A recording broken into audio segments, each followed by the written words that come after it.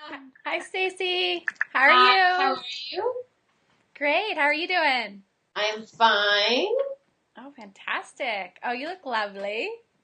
Thank you. Beautiful. Well, I think we're just going to jump in here and just tell me a bit about yourself and your business. Hi, I'm Stacey Howe-Lott, and I am over at StaceyBSmart.com, and I help folks create outstanding training that's actionable and training that gets results for your clients and training that gets results for you as well. Mm, wonderful. So I work with a lot of people who are working on their ebooks. Yes, I Yeah. know. I love your ebooks design. They're amazing. I want you to do my ebook. That's awesome. And what would you say like the biggest mistake people make when they're writing their content for their ebooks or for their e-learning guides and that sort of thing?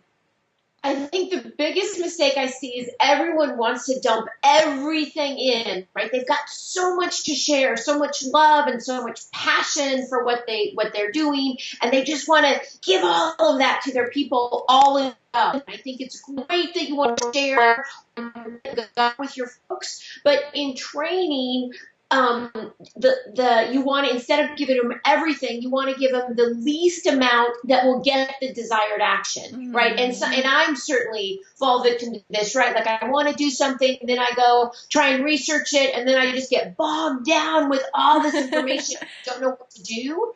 So what I find is the most powerful training is give them the littlest bite-sized piece that you can that will still get them into action. So instead of looking at you so because like somehow minimum amount delivers maximum value.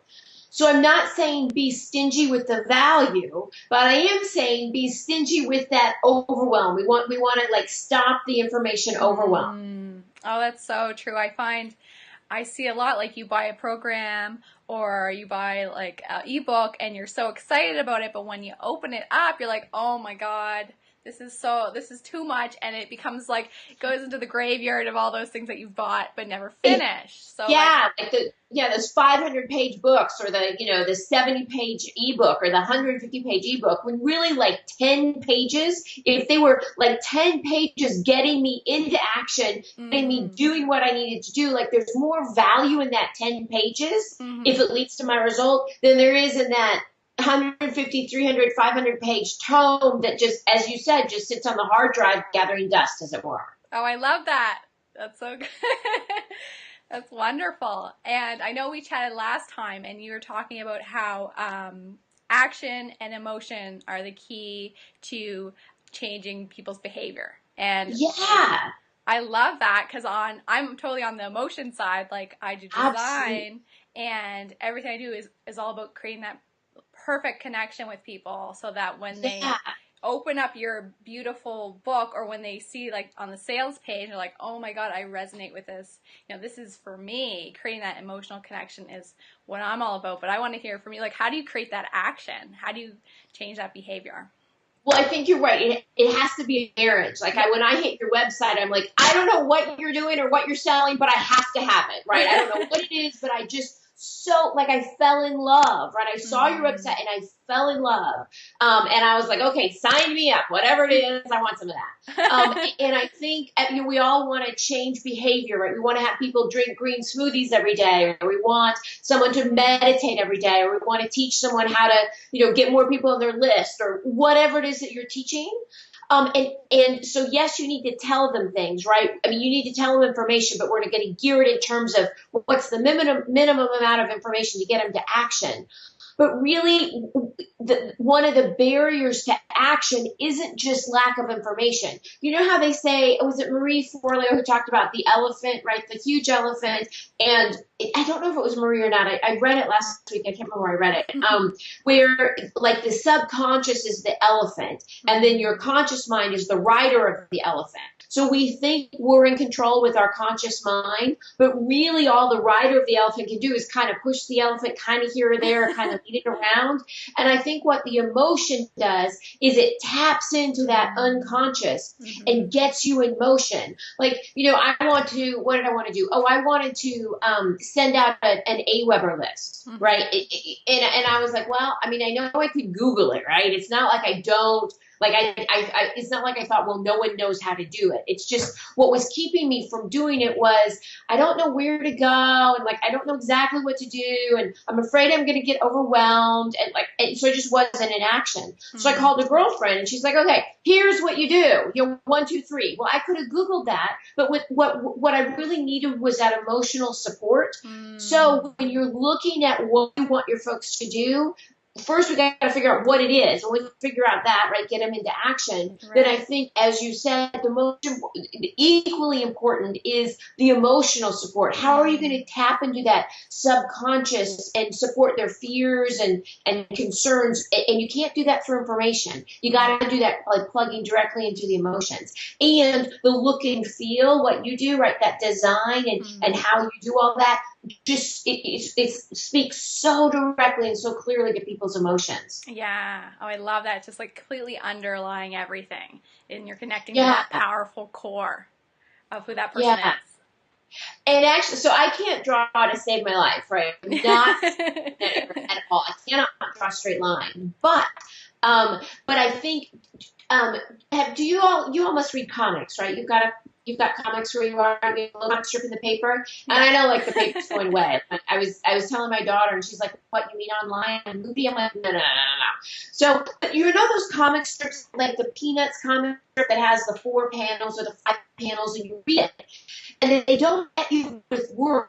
They use words in there, but they can't say, oh, Charlie Brown wanted to feed his dog. They can't, it's not an essay. They get you with pictures, and they get you by tapping into your emotions through that imagery and evoking all these other emotions just from what they show you. So I use that same framework to help my folks when they say, okay, I want my people to drink green smoothies or whatever they want them to do. How I fight through that information jungle is to have them draw a comic.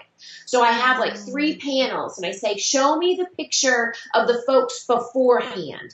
And so they could draw the picture. And in drawing the picture, all these emotion stuff come out, right? Because we can see, oh, look, they're frustrated, they're unhealthy, they're tired, and they don't have the energy. Just by capturing it in images and action, I think you get access to both the conscious and the unconscious. You get access to what do they need to know, but also how do they need to feel in order to do that thing that you want.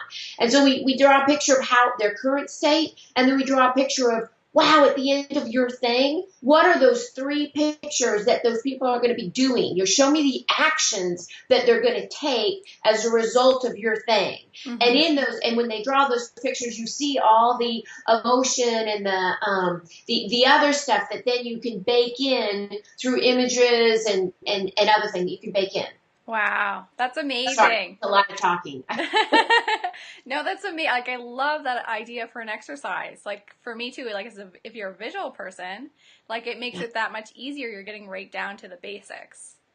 Yeah, exactly. Because it becomes really clear. Like, if I want to teach, people how to have a green smoothie every morning, like I could say, wow, I want to talk to them about health, and I want to talk to them about vegetables and the rise of cancer in this country, and I could tell them all about there's so much information I could give about that.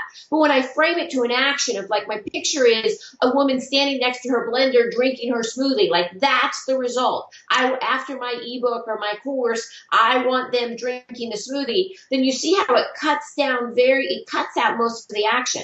I don't need to tell her about cancer. I don't need to tell her about all the fruits and vegetables possible. I need to give her a shopping list, and I need to give her some ideas of a blender, and I need to say, this is what you throw in your blender and have your juice. Like, that's what I need to give her. And I need to give it to her in a way that she can take action on it. I don't need to give her 50 pages of all the properties of all the vegetables, right? That's too much. But I just need, go buy these 3 things, put them in your blender, and drink them. Like, there you go. I love that. That's amazing. Thank you. Well, what I so you're so gifted, I think, in pairing that emotion up, and I certainly need help with that, right? And I think a lot of us do that. Even when we figure out the action that we want people to take, that all I can do is write up a bloody web document or a Word document, right? I can't add all that visual stuff. So I love finding people who think in pictures, who have the skills and the talents to then say, okay, great, with these words, and I know what, you've defined for me what actions you want people to get. Now let's talk about what feelings we want to emote and what visuals we can do to support them in taking those actions. And I think with the marriage, as you said, the marriage of action and emotion, I mean, that's a home run. I think I think that the pairing of that in your training will ensure that your training achieves the objectives that you want it to achieve, and turns your clients and customers into raving fans, telling everyone, "Oh my gosh, you have to go do this because I was so able to do it and it was able to get me where I wanted to go." Yeah, it worked. You did it. It's done. Right. Changed your life. Like, you can't change people's lives with your amazing products unless they're organized this way, so people are actually going to do them. They're going to do what you want them to do. Action, right? I mean, there's so much, the Google information, right? That we do not need more information in the world, but we absolutely need more action in the world. Oh yeah, right? Doing healthy things, people doing skilled things, whatever your thing is. I think we need more of that in the world and gear it around action. How can more people be doing this? And it's not telling them. I mean, I wish it was telling them, right? I wish telling my daughter to go finish her dinner and to pick up her shoes off the floor and not hit her cousin, right? I wish telling it, but telling doesn't do it. I've got to inspire her. I've got to, got to really show her the action that I want her to take. Just saying, what you should eat, eat your dinner when I serve it to you, does nothing in my household. That's awesome. Yeah, I think we could talk about this forever. I love this topic so much. So much, because I think visuals can carry so much of the training load, right, where words can't. I think visuals can come in with a much bigger punch and say so many more things that you just can't or don't have time to, or that would take forever and a day in training. I think that visual imagery can come in and carry half the content and half the meaning. Yeah. I think that marriage really. Yeah. That's awesome. Well, thank you so much. So say to the viewers out there who are like in the midst of creating their ebook or their e-learning program, like, what is one piece of advice you give those people right now while they're writing their content? Just draw a picture of what it is that you want your folks to do, hang it in front of you, right? Hang it up on the wall, and then go through your stuff with an eagle eye or be brutal about going through your stuff. And just cut out everything that doesn't support that one action. And what I find is, even knowing this ahead of time, I still have to throw out 50% of my stuff, right? And with my clients, I throw out at least 50%, right? I usually throw out 50 to 75% of text and information that just doesn't serve where they want their person to go. So truly get clear on the little bite-sized piece of action that you want to have happen, and then just line up your content with that. And end up cutting 50%, and it's okay. We all cut 50%, right? It's okay. Like I'm like, dang, I still got to cut 50% out, because I keep thinking if I can just do it right, then I won't have to throw away 50% of my work. But I throw 50%. Now I don't really throw it away. I repurpose it, right? So all that stuff that you're creating, super, super, super useful. Just not in this particular course at this particular moment. Repurpose it in blogs, newsletters, video chats, Q&As. I mean, there's tons of stuff you can do with that content. So it's not wasted. It just doesn't belong in this particular piece. Oh, I love that. And I know I heard too, like, when you're creating products, like, always have a sister product in mind that's going to cover the bases that you didn't cover. So, like, keep that content for, phase 2 or part 2. Absolutely. Yeah. When I sit down, I try and sit down and create one thing, and I can't, I dump it all out, but then, it turns out to be 3 or 4 things. Yeah. So absolutely, all your ideas, everything super, super, super useful. And instead of thinking, I mean, get clear on your one thing and then have the bucket for, oh yeah, this is gonna, oh yeah, yeah, yeah. And at the end, you're like, you got your one thing and then you got your bucket of ideas for what's happening next. Wow. Yay, that's great. Thank you so Does that, much. yeah, my pleasure. I'm so thrilled. I'm so thrilled to talk to you. I'm such a fan. Yeah, and I love your energy and just the way that you are framing how to do this. Like it's such a it's such an issue people have, and you got the answers, girl. Like you, I love it. I love it. So I've got another piece. Can I give you another piece? yes, yeah, yeah, exactly. So another chunk is I really like to use analogies so people can see it in their heads, right? So you plant a picture in their heads, which is, I know you think in pictures, right? I mean, you must, given your talents and your expression, you've got to have all those pictures in your head. So the picture I like to put in my folks' heads is, imagine we're in the woods, right? We're lost in the woods and we want to get to the treasure. Let's say there's a treasure chest on the beach, right? And we all want to get to that pirate treasure chest. And that treasure chest is your thing, right? You know, I'm going to take your thing and I'm going to now drink green smoothies every day, or I'm going to know how to do online marketing, or I'm going to, whatever it is that your thing is, that's the treasure chest on the beach. So here we are in the woods and we need to get from here to there. And you're not going to go with me, right? You're going to give me an ebook. You're going to give me a course. I have to go on my own using your materials. So if you think of, I've got to walk this path through the woods, you don't want to take me off on, you don't want to tell me about the waterfall over there, or say, oh, you know, the volcano's over there and you should check it out sometime, right? All I want is I want to get to the treasure chest. So don't tell me anything other than what is going to get me further to the treasure chest, right? All that other stuff is good. Save it for another time. But just I want to get from the woods to the beach, from the woods to the treasure chest. That's my only goal. Also, if you think of, like, let's pretend we have a backpack, right? And it's going to be a couple days journey going through the woods to get to our treasure chest on the beach. So think of what you're going to put in the backpack, right? You want to put enough food and water in the backpack that will help them along the journey, but you don't want to give them a ton of water and food so they can't even move, right? That's not useful. So you really want to only put in the backpack stuff that's really going to serve them and that's going to be useful on the journey. All the nice to have stuff, don't include it. It's just weighing them down and it's impeding them from getting to the goal. So just think, I would just want to put in a couple snacks, maybe a little tiny sleeping bag and a little tent, and a thing of water, but that's it. All that extra water, all that extra food, nope, I'm not going to give it to them because it's actually impeding them. So only give them the pieces that are vital, that they must have on that path between, from where they are to where they want to be, and cut out all the rest of it. Oh my God, I love that analogy. That makes so much sense. That's perfect. And at least for me, when I write, like, oh my God, I'm brilliant, right? That's brilliant. Like, all my stuff, so brilliant, right? And I'm like, well, I couldn't possibly cut that out. That's brilliant. I have to include that. And, what if someone somewhere needs to know this piece right here? Like, I don't want to take it out and not serve them. I want to serve my people. So I end up with 500 million pages of stuff, all done with great love and in a spirit of service.